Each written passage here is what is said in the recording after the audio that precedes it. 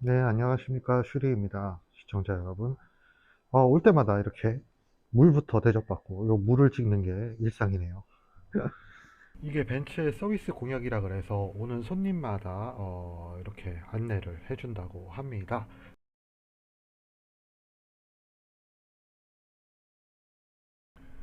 마이크를 새로 샀는데 핸드폰이 오래된 거다 보니까 마이크가 제대로 작동을 안 해서 역시 음성이 이상합니다. 그래서 삭제를 하고 새로 이렇게 녹음을 하고 있습니다. 벤츠는 이렇게 전문적인 시승원이 상당히 전문적으로 차량에 대해서 이해도가 높은 상태에서 설명을 해줍니다.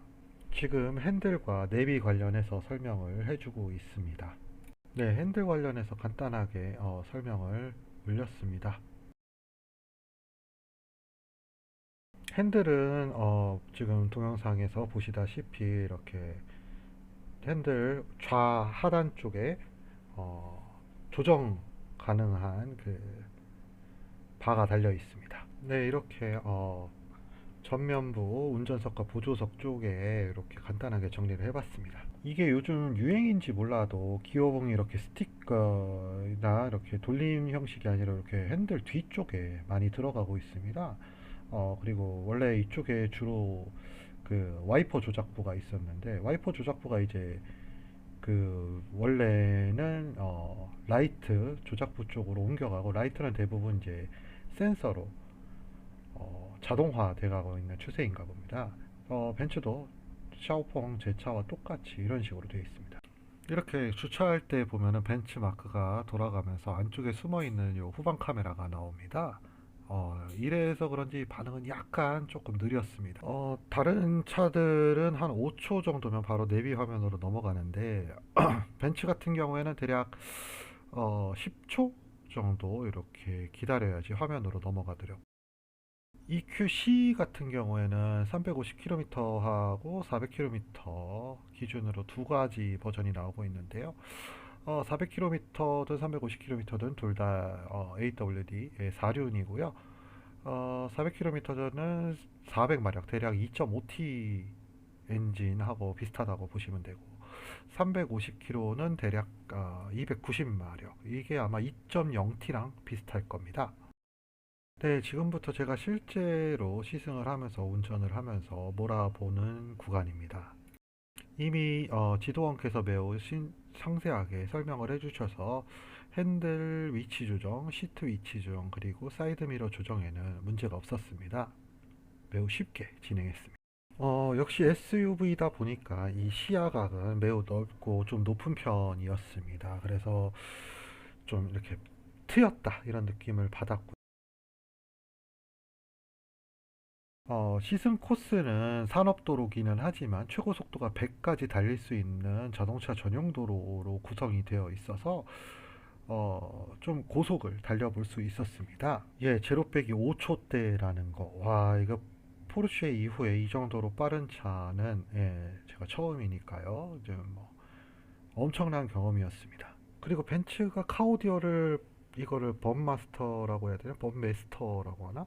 하여튼 여기 거 쓰는데 꽤 웅장한 편이었습니다. 그래서 여기서 선곡을 해줄 때도 약간 가곡풍 뭐 이런 것들을 해주더라고요. 일반적인 지금 7, 80km로 달리고 있는데요. 이때 소음은 뭐 거의 없다시피 했습니다. 지금 뭐 이제 여기 시승 지동원께서 뭐 에어컨하고 히터, 청정 관련해서 설명해 주신데 사실 뭐 이쪽 부분은 큰 차이는 없는 것 같아요. 뭐 대부분의 차량이 약간 어느 정도 이제 중급 이상 차량만 된다고 해도 비슷한 수준을 보이는 것 같습니다. 그리고 이제 브레이크를 밟는 데도 있어서 좀 부드럽다 이런 느낌을 좀 받았습니다.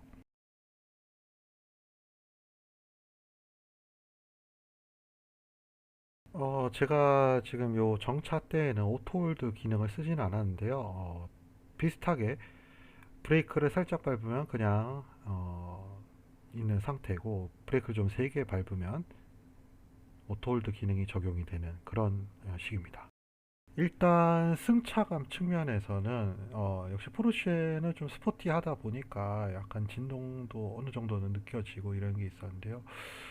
이 차는 거의 도로 상태가 그렇게 좋은 도로는 아닌데도 진동이 그렇게까지 느껴지진 않았고요. 역시 벤츠는 벤츠다. 그리고 서스펜션이 워낙에 좋은 걸 쓰다 보니 역시 진동이 없나 싶었습니다. 사실 벤츠의 이 주행보조 기능을 한번 좀 써볼까 했는데 뭐 그럴 만한 환경도 안 됐고요.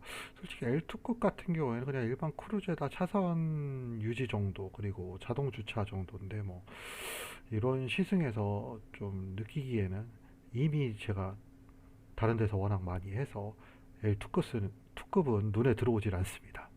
내부 인테리어 등은 빨간, 노랑 이제 무지개 색깔 이제 RGB별로 선택할 수 있고 내부에서 조정도 가능해서 이 부분은 참 이뻤습니다만 요즘 전기차들에는 다 이 정도 기능은 있어서 그렇게 큰 감흥을 불러일으키지는 못했습니다.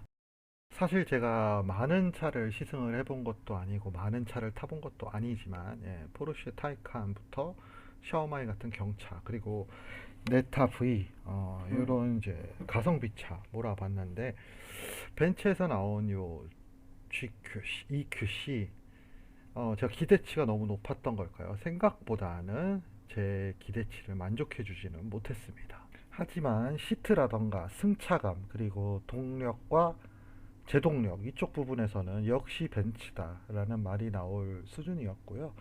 물론 이제 더 좋은 차도 많겠지만 역시 25만 RMB 대략 4천만 원이 넘어가는 차량 중에서는 상당히 좋다. 그리고 좋은 느낌을 받았다라고 말씀드릴 수 있겠습니다. 그리고 내부 소음 관련해서는 제가 지금 마이크가 제대로 작동 안 해서 따로 이렇게 자료를 찾아봤는데요. 일반적인 전기차들은 대략 시속 80대, 60dB를 돌파하는데 얘는 120대 돌파하는 것으로 조사가 됐습니다. 제가 찾아간 매장에는 EQA와 EQB가 없어서 EQA와 EQB 관련된 자료는 제가 조사한 자료로 대체를 하도록 하겠습니다. 차량, 네, 시승 차량은 없고 이렇게 전시 차량만 있어서 전시 차량을 약간 제가 동영상을 촬영해 봤습니다. 한번 보시죠.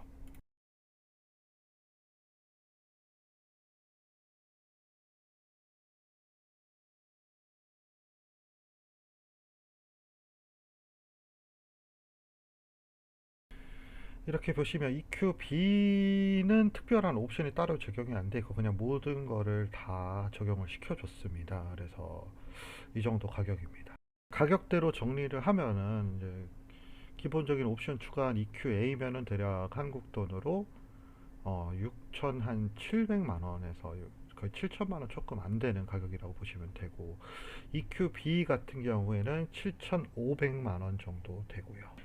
사진으로 보면은 EQA랑 EQC는 내부 인테리어는 큰 차이가 없는 것으로 느껴집니다. 네, 전체적인 총점, EQC에 대한 총점을 좀 매겨보자 하면 역시 벤츠는 벤츠다 해서 가성비는 안 나오지만 그래도 그 돈값은 한다 라고 정리를 좀 할 수 있겠습니다.